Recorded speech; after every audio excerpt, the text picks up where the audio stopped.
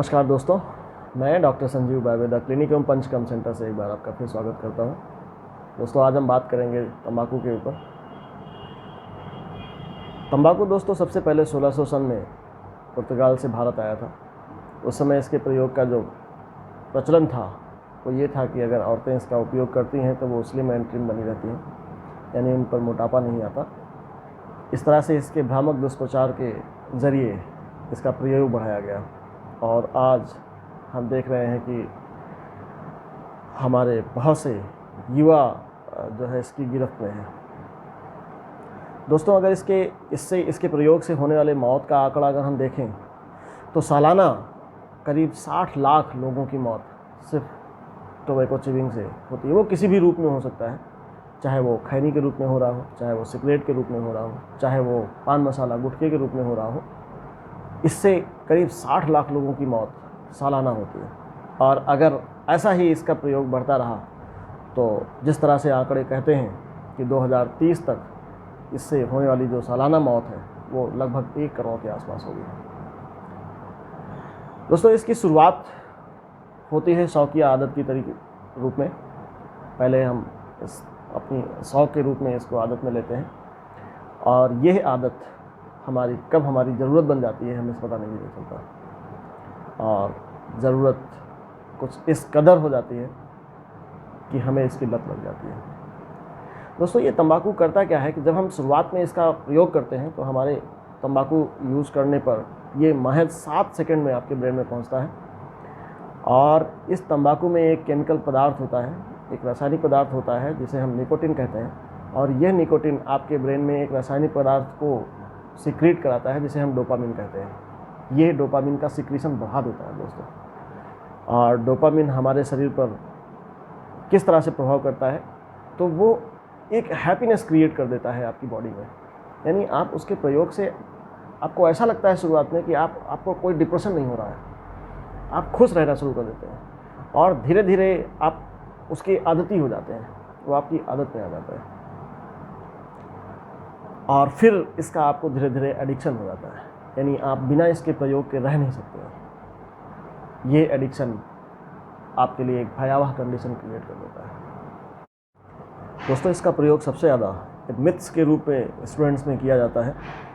उनको लगता है कि इसको यूज़ करने से उनका कंसंट्रेशन बना रहता है, उनको डिप्रेशन नहीं आता है। खास करके ऐसे स्टूडेंट्स जो तैयारियों में लगे होते हैं, वो रात भर इसे खा करके अपनी स्टडी करते हैं। सबसे ज़्यादा लत उन्हीं में देखने को मिलता है। इसके साइड इफ़ेक्ट्स के बारे में अगर बात करें तो शरीर में हमारे लंग्स में सबसे ज़्यादा प्रभाव इसका देखने को मिलता है। श्वास संबंधी बीमारियां सबसे ज़्यादा होती हैं। हार्ट अटैक, हार्ट स्ट्रोक्स के चांसेस सबसे ज़्यादा देखने को मिलते हैं। पुरुषों में नपुंसकता देखने को मिलती है। औरतों में इनफर्टिलिटी, प्राइमरी या सेकेंडरी इनफर्टिलिटी देखने को मिलती है। और सबसे कॉमन प्रॉब्लम दोस्तों न्यूरो की देखने को मिलती है, स्पाइन डिसऑर्डर्स की देखने को मिलती है, जिसमें हमारे शरीर में जो तंत्रिका कोशिकाएं होती हैं उन पर इनका प्रभाव डायरेक्ट होता है, उनको ये डैमेज करती हैं। यही कारण है कि आज हर 8वां व्यक्ति स्पाइन की प्रॉब्लम से कहीं ना कहीं पीड़ित है। दोस्तों, हम इससे छुटकारा पा सकते हैं, लेकिन इसके लिए आपकी इच्छा शक्ति बहुत प्रबल होनी चाहिए। क्योंकि जब आप तंबाकू का प्रयोग करना बंद कर देते हैं, एकदम से बंद कर देते हैं, तो आपको विड्रॉल सिम्टम्स आने लगते हैं। विड्रॉल सिम्टम्स की बात अगर हम करें तो विड्रॉल सिम्टम्स का मतलब ये है कि आपको बेचैनी रहने लगती है, आपको एक तलब उठती है आपके शरीर में कि आपको अब तंबाकू मिलना चाहिए। अगर उस समय आपने अपने आप को संभाल लिया तो धीरे धीरे करके आप इसके लत से बाहर आ सकते हैं। इसके लत से बाहर आने के लिए आपको हमारे आयुर्वेद में बहुत सारी औषधियाँ हैं जिनके प्रयोग से आप इनके लत से बच सकते हैं, जैसे कि अश्वगंधा, जटामांसी, ब्राह्मी, तगर, वचा।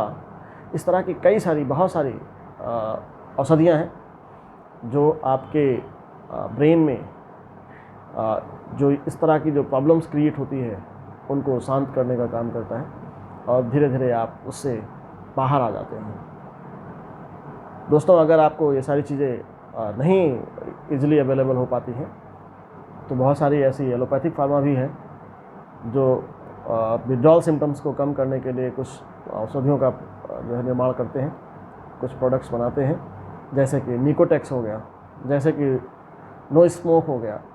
ये लॉजेंजेस होती हैं दोस्तों, यानी एक टॉफ़ी की तरीके से होती है। जब भी आपको तलब लगता है आप इसका उपयोग कर सकते हैं, और इस तरह से आप देखेंगे कि धीरे धीरे आपको टोबैको च्यूइंग की जो आदत है, जो लत है, वो छूट जाती है। तो इस तरह से इसके लत से बचें, जितना हो सके उतना इसके कम से कम प्रयोग का प्रयास करिए। और अगर फिर भी आपको ये मदद नहीं मिल पाती है, आप नहीं छोड़ पाते हैं इसको, तो स्क्रीन पर डिस्प्ले हो रहे नंबर पर आप कॉल करके हमसे परामर्श ले सकते हैं। सेंटर पर आकर के अपने ट्रीटमेंट्स भी ले सकते हैं प्रॉपर तरीके से। तो इस तरह से आप टोबैको च्यूइंग की लत से बच सकते हैं। थैंक यू दोस्तों, नमस्कार, जय हिंद।